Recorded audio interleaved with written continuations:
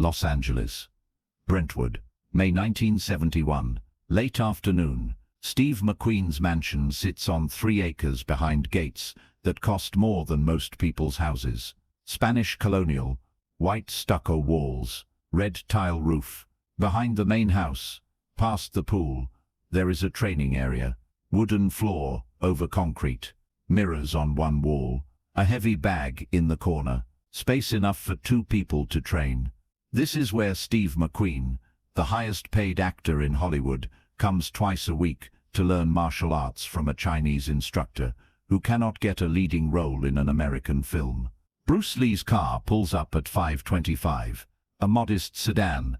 The gate opens automatically. He parks near the side entrance, walks through carrying a small bag. He has been teaching McQueen for 6 months now. 2 sessions per week. Private instruction. No other students. No cameras. McQueen's condition when he approached Bruce. "I want to learn, but I want it private." Bruce agreed. The money was good. The access was valuable. And McQueen, despite his ego, was genuinely talented. McQueen is already in the training area, wearing expensive workout clothes. His body is in excellent shape. At 41 he is in better condition than most men 20 years younger. But today something is different. Bruce notices immediately McQueen is not warming up, not reviewing techniques.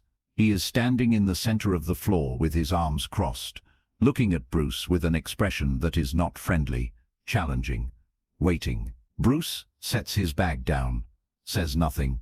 McQueen says, "We need to talk." Bruce nods. "Okay." McQueen shifts his weight. "I have been training with you for 6 months. I have learned a lot. Your techniques are good. Your philosophy is interesting. I respect what you do. But I need to know something.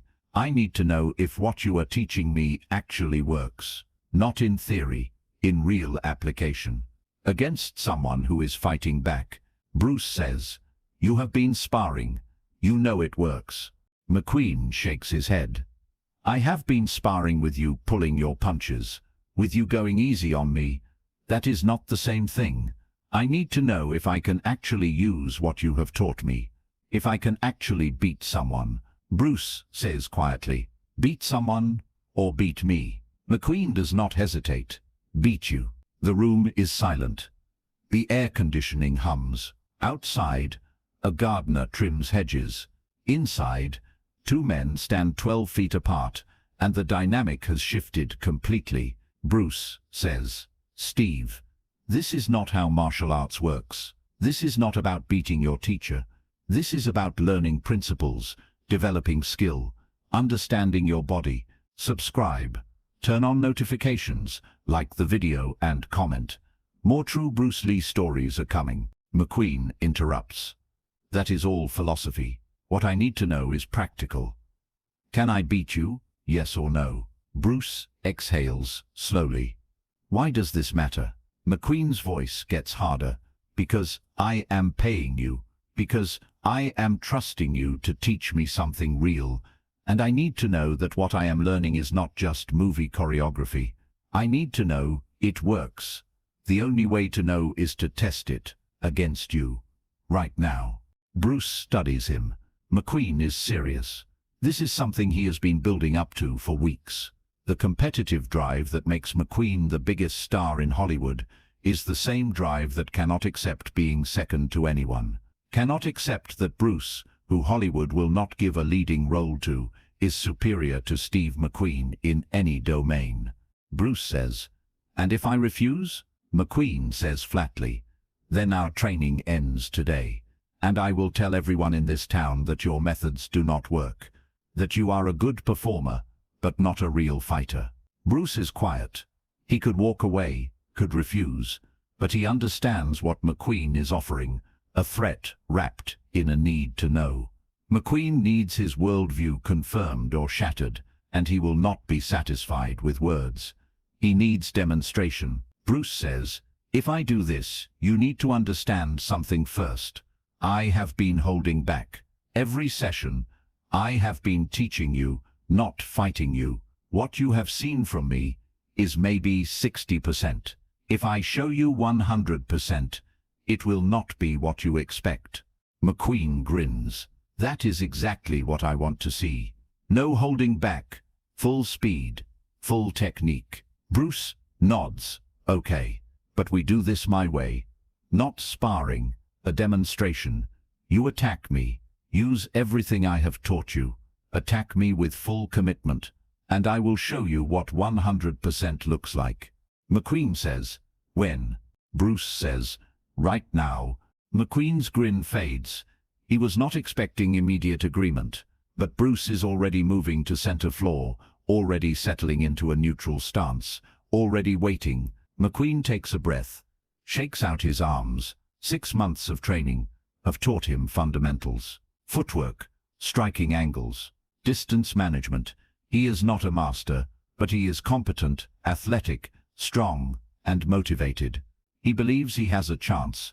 Bruce stands in the center, hands at his sides, not a fighting stance. Just standing. McQueen says, you are not going to put your hands up.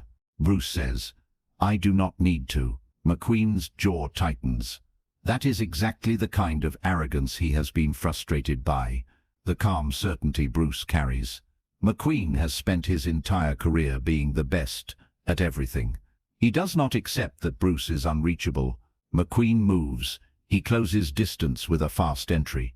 Lead with the jab, follow with a cross, transition to a low kick. Textbook combination, fast, technically sound. Exactly what Bruce taught him. Bruce's left hand intercepts McQueen's jab at the wrist. Not a block, an interception. McQueen's jab is guided offline, and the cross that follows cannot find its target because the setup has been disrupted. McQueen resets, tries again, a low feint, then a high roundhouse kick. Bruce taught him this. Use misdirection. The feint works. Bruce's eyes track the low movement. The kick comes high, fast, aimed at Bruce's head. Bruce's right hand rises, catches McQueen's shin mid-arc, stops the kick completely. No impact, no force transfer, just a hand wrapped around McQueen's shin, holding it. McQueen is balanced on one leg, frozen, controlled. Bruce releases the shin, steps back. 4 seconds have passed. McQueen is breathing harder, not from exertion, from realization. Bruce has not moved more than 3 feet, has not attacked, has not struck, just intercepted, just controlled, just demonstrated that every technique McQueen has learned, Bruce understands better. McQueen pushes harder. Desperation now, a rushing attack. Fists and elbows in rapid combination. Bruce flows backward, offline, each strike missing by inches. McQueen feels like he is punching through water. 8 seconds. McQueen throws a spinning back fist, the kind of technique Bruce told him to avoid, because it is too telegraphed. McQueen does it anyway out of frustration. Bruce does not evade. He steps into the rotation, inside the arc where the back fist has no power. His hand touches McQueen's chest. Not a strike, a touch, gentle. But McQueen understands what that touch means. In a real fight, that touch would have been a strike. Bruce was there, inside his defense. Close enough to do anything. 12 seconds. McQueen stops, steps back. His hands drop. He is not injured, not hurt, but he is breathing like he ran a mile. The frustration, the realization, the crushing understanding that 6 months of training has not closed the gap at all.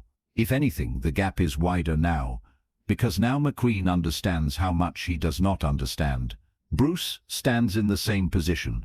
His breathing is normal. He has not broken a sweat. McQueen says quietly, "You were not even trying." Bruce says, "I was trying. I was trying to show you what you asked to see. This is what 100% looks like. Not effort, not aggression, not force, just understanding. I understand your body better than you do. I understand your balance, your intention, your commitment. I can read what you are going to do before you do it. That is not magic. That is 30 years of training every single day. That is the gap you are trying to close in 6 months. McQueen is quiet. Then he says, "Why did you agree to this? You could have refused, could have walked away." Bruce says, "Because you needed to see it. Not because I needed to prove anything, but because you could not move forward without knowing. Your ego was standing in the way of your learning. Now your ego has been removed. Now you know where you actually are.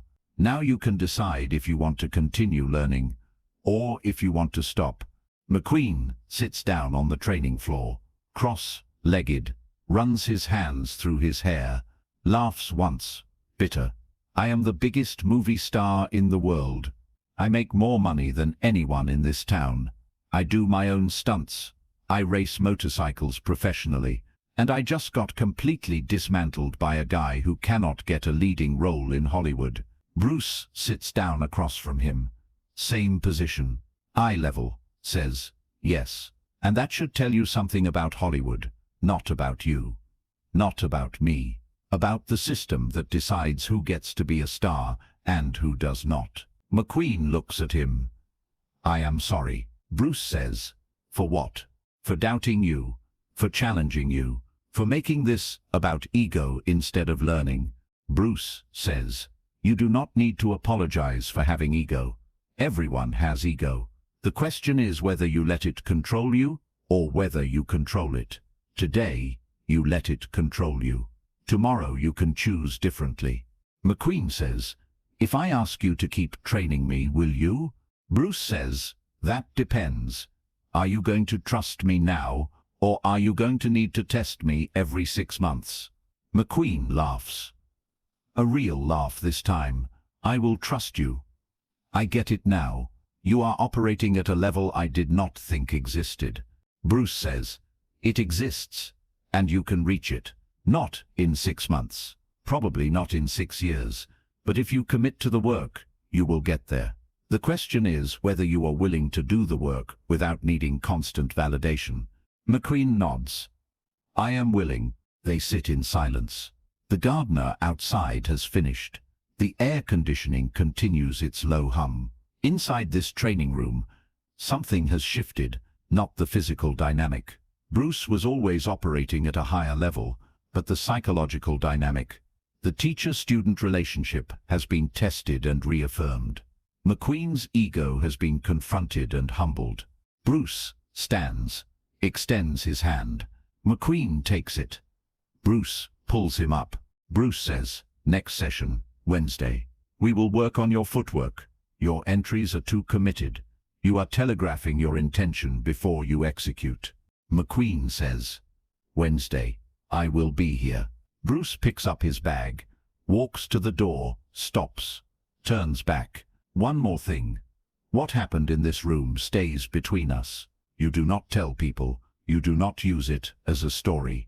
Understood?" McQueen nods. "Understood. This was for me, not for anyone else." Bruce leaves. McQueen stands in the training area alone for 10 minutes, processing, replaying the 12 seconds, understanding slowly what he witnessed. Not just superior technique, not just faster reflexes, but a completely different level of understanding about what fighting actually is. Bruce and McQueen continue training together for another 6 months.